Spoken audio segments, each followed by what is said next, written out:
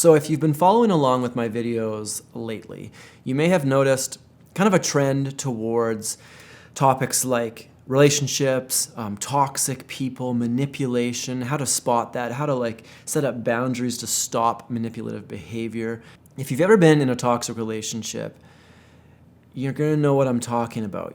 It's confusing. That is one thing that really defines toxic relationships. You're confused a lot of the time. It's like you have to become some kind of a detective to even figure out what's going on. You could have a really poor relationship with somebody and it could be mean, it could be, physically abusive, and you might still not be confused. But then there's these other relationships where you're not really sure what's going on half the time. Are you being manipulated or are you not being manipulated? What was that? That didn't add up with this.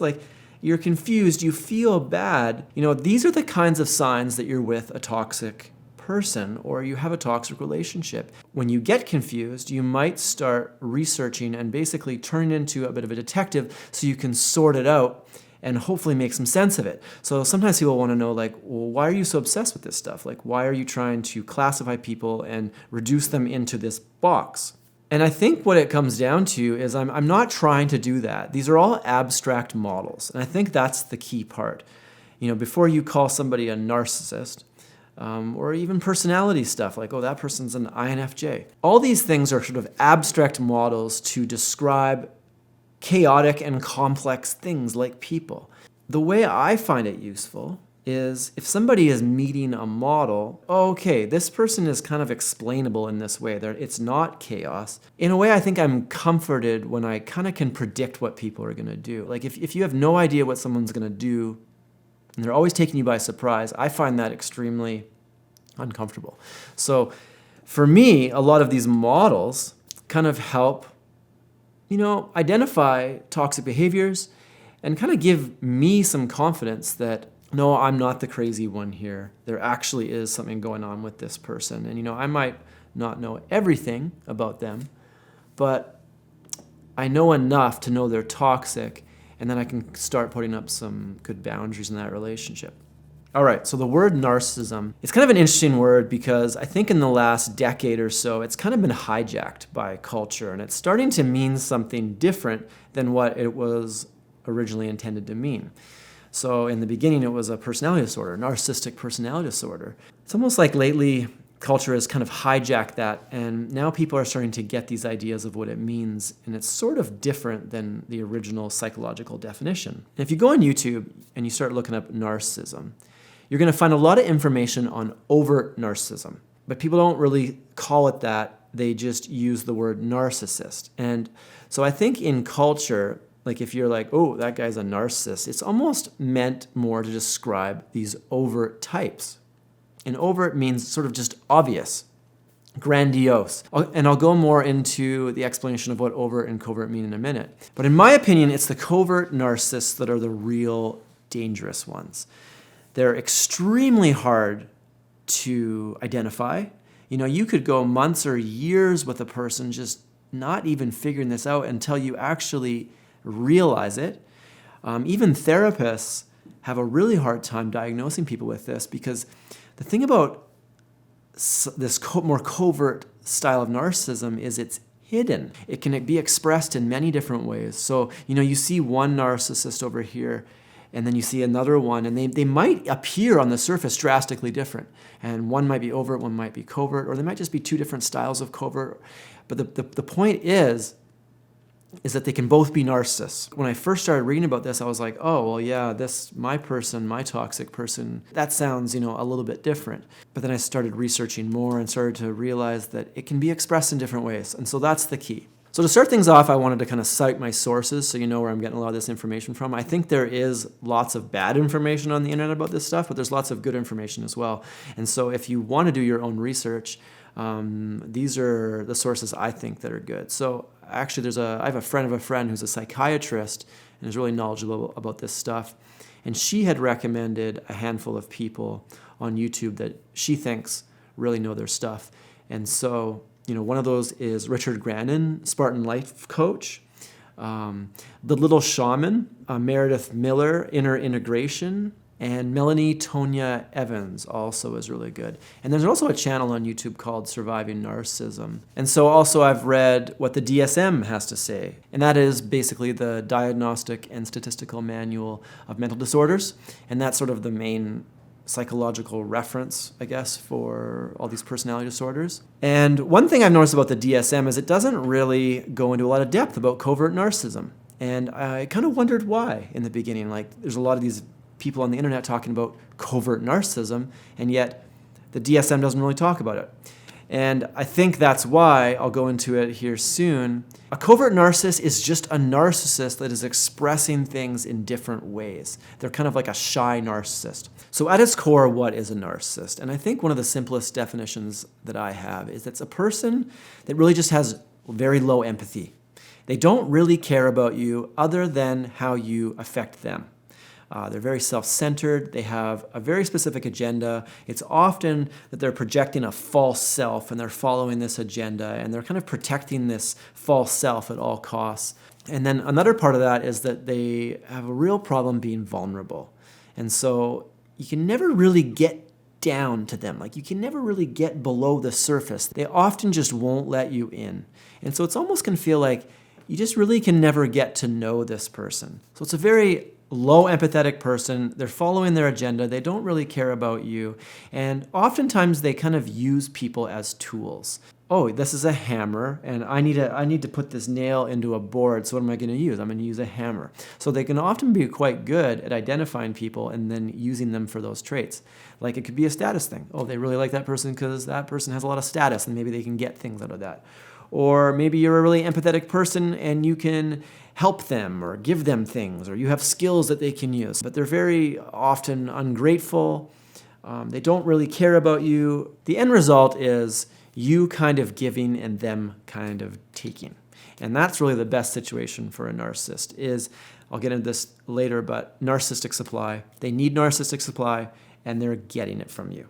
So what is an overt narcissist versus a covert narcissist? I think in its simplest definition, an overt is a person where it's just obvious. Like, you can see them coming a mile away. They're grandiose. They think they're amazing often. And generally speaking, people kind of agree with them and kind of bolster that self-image. And I think it gives them a bit of a confidence.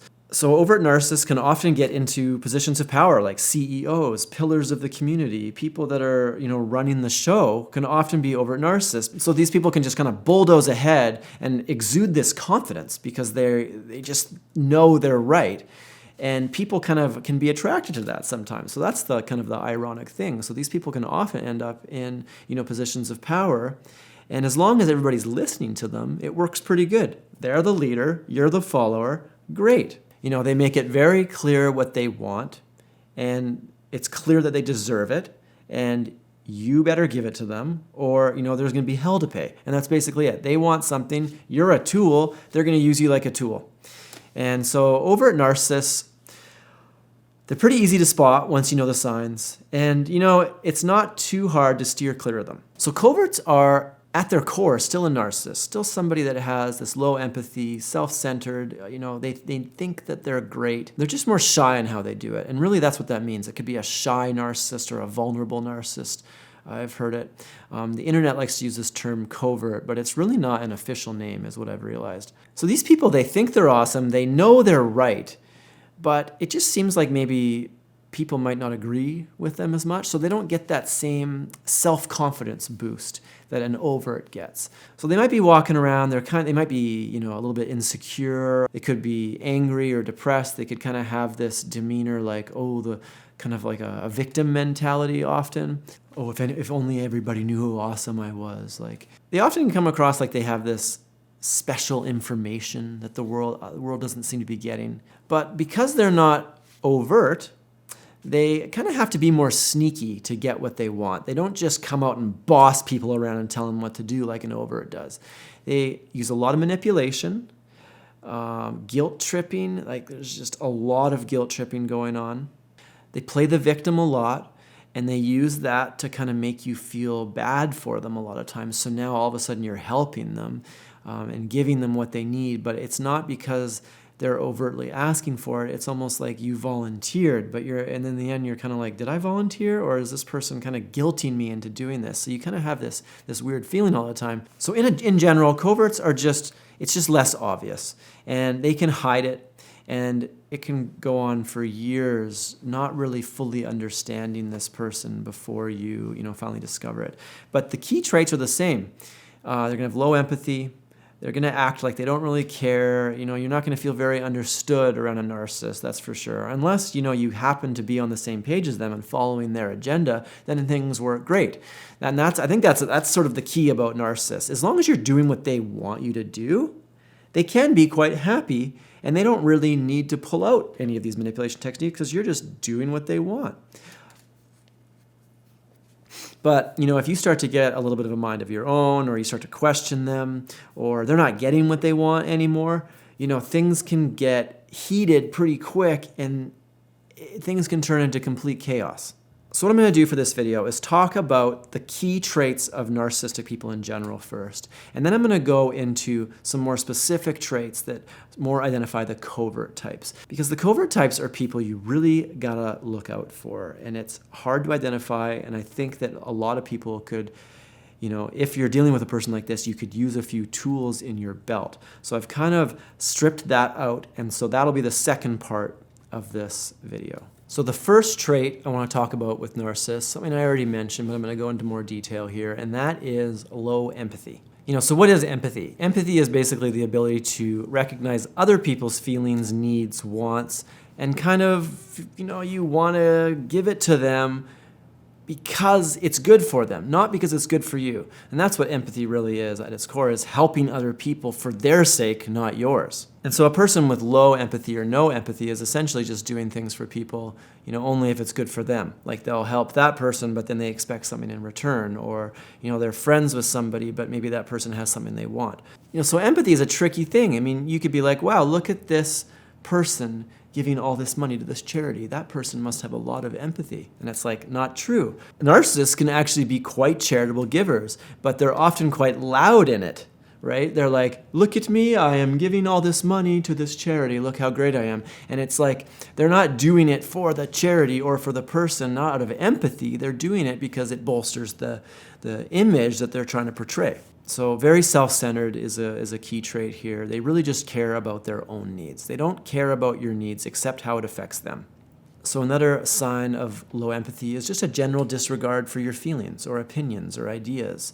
Basically, they just brush it off. It's just not important to them. It's not that they disagree with you. It's just you'll find that they just don't care. Like they just literally don't care what you're thinking because it doesn't really help them in a way, right? You have to be able to express your opinions and ideas to another person in order to sort of feel intimacy. And if somebody just doesn't care or doesn't really take the time to understand you, then that's going to be a killer to intimacy. So that's why it's so difficult to actually get to a deep level of intimacy with a narcissist. So low emotional intelligence is also part of this. And it's basically just they have a hard time often understanding complex feelings. Let's say there's some nuanced emotions going on. It just goes right over their head often. And they'll say weird things in response. And basically the end result is you just feel misunderstood, and you feel like you're in the twilight zone half the time. So another sign of low empathy is they just really don't compromise very often. They have a way of doing something. There's something that they want. They are doing that thing. Like let's say that you're in a relationship with this person and they're doing something that you don't want, and you kind of voice this. It's just like they're almost confused looking at you like, what? You're not on board with what I'm doing? Like, how dare you? This is what I'm doing. Normal people, if you have a disagreement, sometimes will compromise. They'll kind of meet in the middle. But they don't compromise very well. Narcissists have a real hard time with that. And you'll find yourself, if you're in a relationship with one of these people, you're the one doing all the compromising to kind of just end the argument because it's so uncomfortable. But like you might have the same argument for weeks, over and over. And it's like, haven't we talked about this 5, 6, 7 times? And it never really seems to get anywhere. And that's because there's just no compromise. So another part of low empathy is they just often don't have a lot of remorse. They don't apologize very much. If they do something wrong, they often don't recognize it. And then if you tell them that you didn't like something, they have a really hard time understanding that to the point where they actually can get it enough to apologize. Because what's the first step of apologizing? The first step of apologizing is to actually understand the problem. But the problem is they don't often understand the problem. So they can't really get to that point of apologizing. If they do apologize, I have seen this multiple times, they're just doing it to kind of get you off their back. It's like, I need to get this pesky fly away from me, so I'll just throw out this apology. And that's why I did the other video, actually. It's on faux apologies, basically all the ways that people give fake apologies, or narcissists especially. And they'll give you one of these fake apologies to kind of get you off their back. And if you can recognize these apologies, you'll realize pretty quick that that's not a real apology. Something like saying, oh, I'm sorry that you feel that way. You can't apologize that somebody else feels a certain thing. You can apologize for something you did, you can take ownership for it, but I'm sorry that you feel that way is one example of a tricky apology that they'll often use. So another sign of low empathy is they just often don't have time for you. Like whatever they're doing is just more important. Sometimes it's ridiculous. Like you could be having a crisis and their super insignificant thing is taking priority. It's like, oh, I really need to get my car washed. I can't really listen to you about your crisis right now because my car needs to be washed. You know what I mean? Like it's like they just don't care. I don't know how else to say that, but it sounds kind of cold and callous, but their stuff's more important. So, the tricky thing about empathy is that oftentimes they can kind of do these things that make the inexperienced eye think they have empathy. Oftentimes they can get really sentimental. They can have these sort of emotional outbursts sometimes, so you think, oh, they have emotions. But really it's just sentimentality kind of coming out. And it's, I don't know. I really don't know sometimes. I wonder if it's because they spend so much time bottling their emotions and not expressing them, not being vulnerable to people, not discussing them, that all of a sudden sometimes they kind of just come out. So along with low emotional intelligence is I think that sometimes they almost feel like they should be expressing emotions that they don't feel in the moment. So they think, oh, a normal person probably should be feeling this in this moment, so I will express that. And so sometimes it'll just be really strange. They're kind of expressing these emotions that don't really quite make sense, or it sounds very cliche, like they're just sort of repeating a cliche line. Your authenticity detector is always kind of going off. It's like, that was a little weird. Like, did they really feel that emotion, or are they just trying to make me think they were feeling the emotion? So this is kind of where that detective thing comes in. Like these people can be so confusing, and you can spend a lot of your time just trying to decode a lot of the stuff they're doing. So, low empathy, low emotional intelligence, it really just, the end result is it's really hard to connect with these people. A normal person, you might have a conversation like, you think of an idea, so you say blah, blah, blah, blah, blah, and you say something to them, and then they go, oh, that's interesting, what about this? And they say something back. Like that's a normal conversation, or they might ask a follow-up question if they don't completely understand what you're saying. Basically, normal people have a curiosity in each other, and that's sort of one way I think you can recognize a healthy relationship. If this person's curious about you, are they curious about your innermost being, your thoughts, your goals, your dreams, then that's a really good sign. But oftentimes narcissists, they're not curious about you. Basically, it's like you can talk and you could say some stuff, and then they don't ask any follow-up questions. And then it kind of ends up in this, what I've kind of experienced is I feel like I'm kind of just carrying the conversation, and it's like I'm talking, and then they might say oh, interesting, or yeah, oh, cool. And then it's over. Like they're not asking any follow-up questions, they're not interested, and you always just have this feeling like you're just not being heard, you're not understood. It's a bad feeling.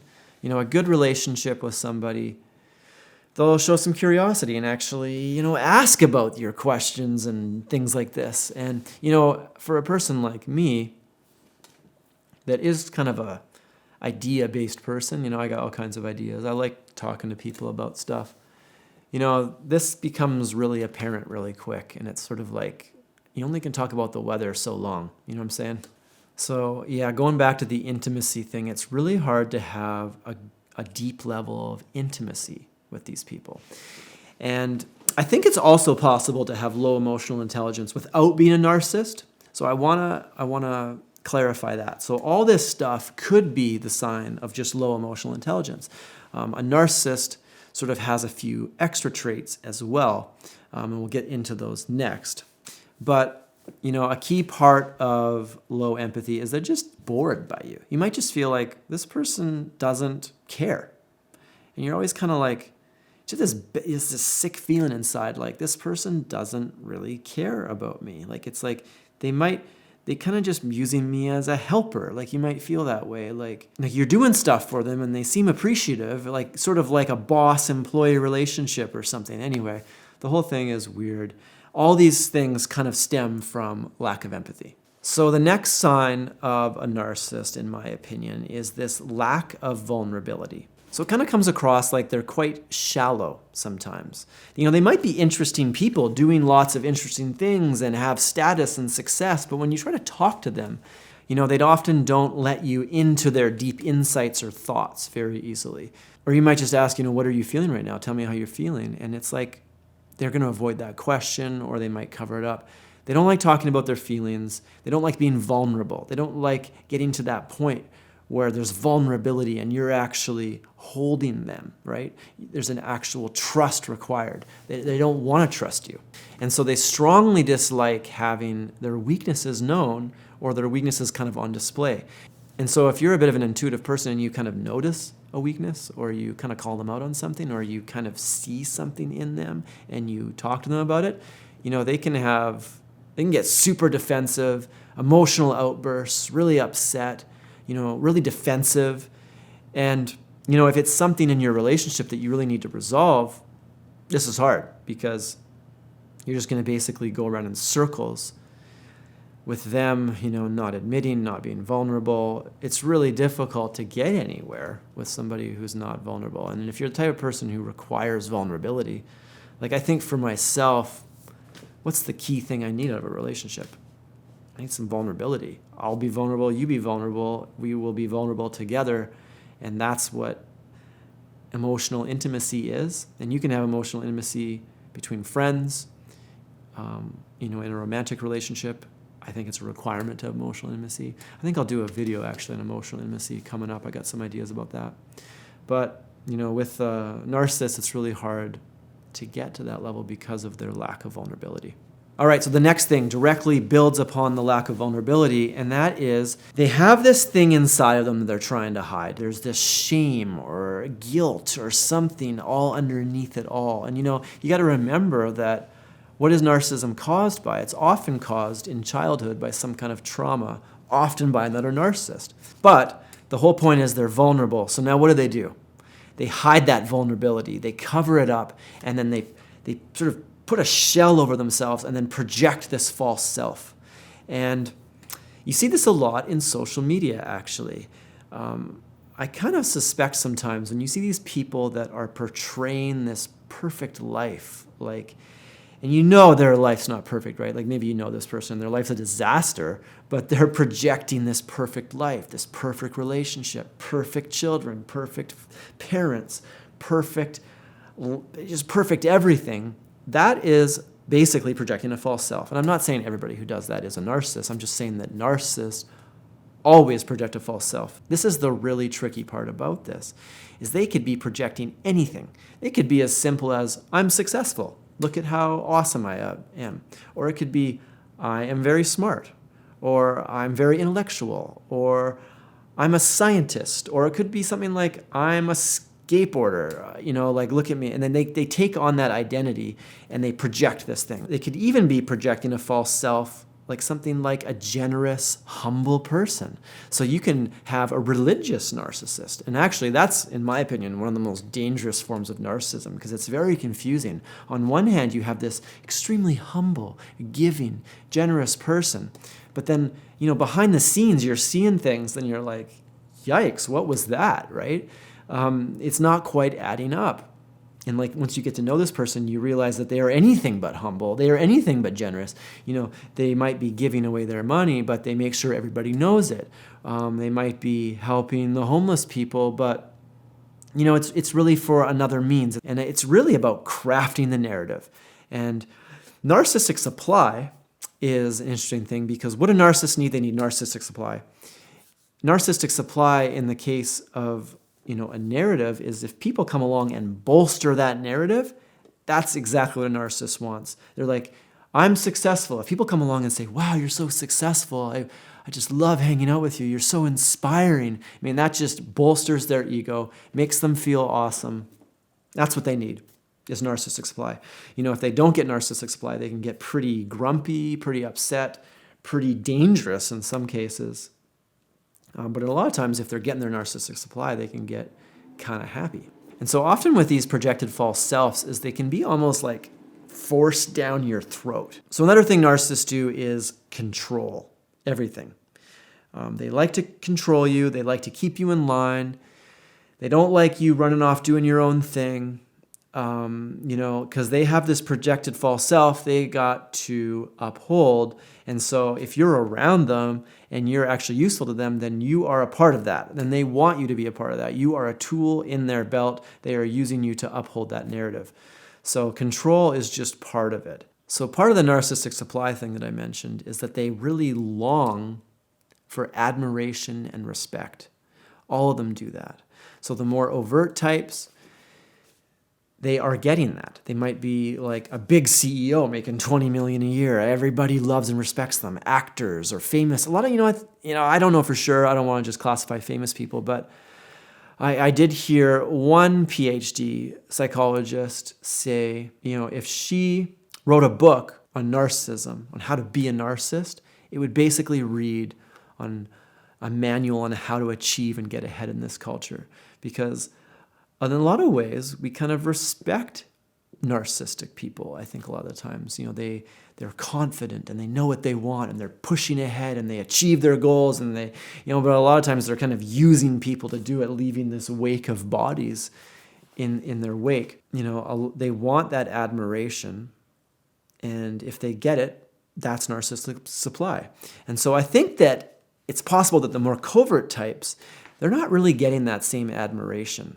And I've actually watched as a covert type kind of starts to find themselves and get their crew and kind of rise out of that covert as they get more, confidence and sort of support. And so they have all these people kind of breathing into them, and you can actually watch a covert narcissist become more overt. And that's why I think, and people like Richard Grannon, I've heard him say this as well, and other people, that really narcissists are all the same. It's just that coverts are sort of at a different stage than overts. A less confidence, maybe more depressed, more shy, more insecure. So another thing all narcissists will do is they use manipulation. So a lot of times overts kind of just boss people and they tell people what they want very directly. And I kind of wonder too if the difference between overt and covert has a lot to do with personality. Like some people are just direct people.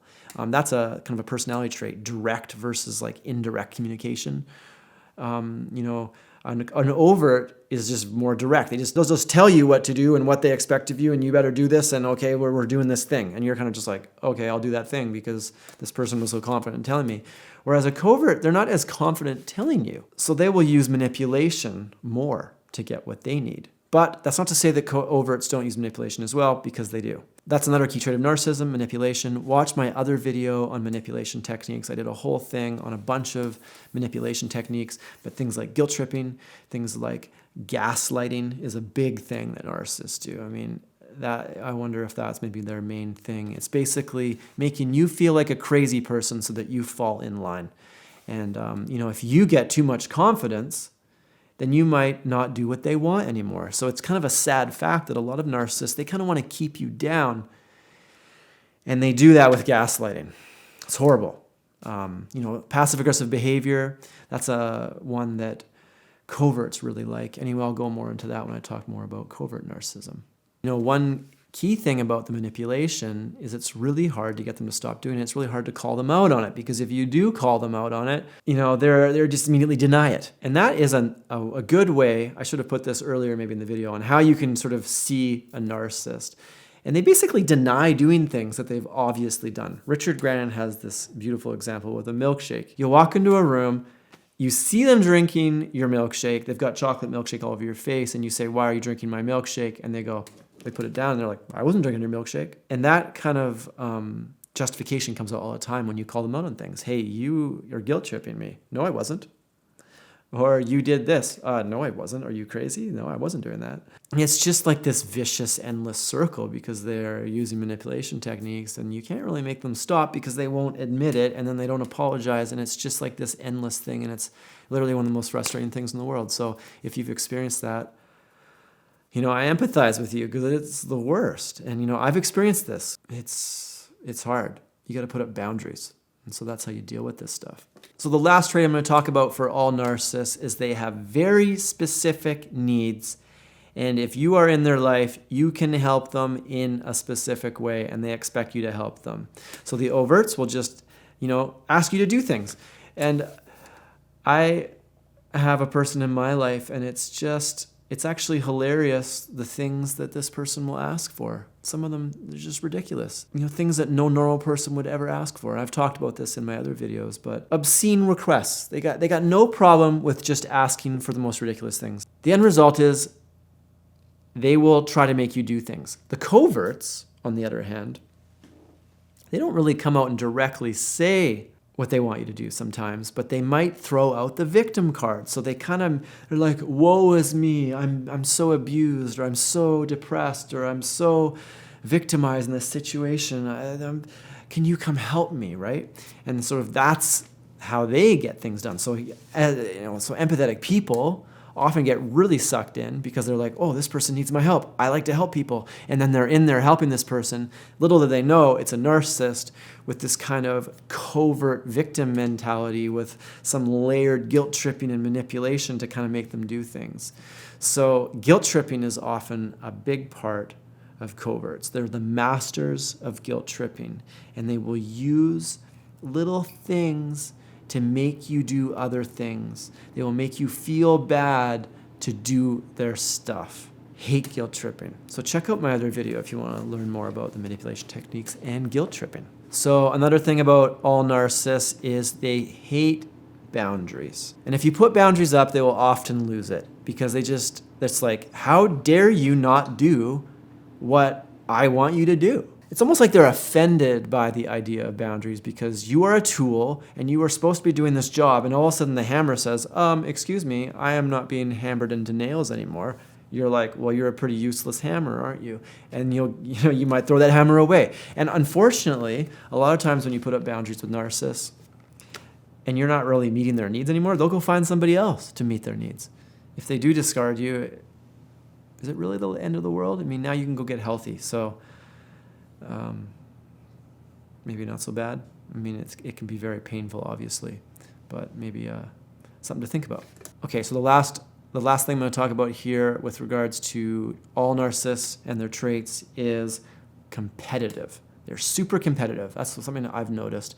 Maybe this isn't exactly a scientifically proven thing. This is kind of my own opinion, this one. It seems like every narcissist I've seen, they're super competitive. They want to be the best.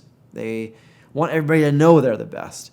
And if you're kind of in a position with one where they're used to being better at something than you, and then suddenly you get good at it or you get better than them, they have a really hard time managing that. It's like they're just poor losers is what it is. You know those people that are just really terrible losers?